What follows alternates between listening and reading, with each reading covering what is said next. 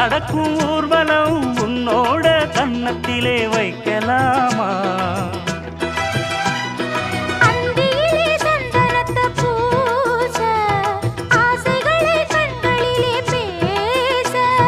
சேலையிலே நீ விசிறி வீச காலையிலே பார்த்த கண்ணு கூச என்ன சுகமோ எப்ப வருமோ என்னென்ன பண்ணுதையா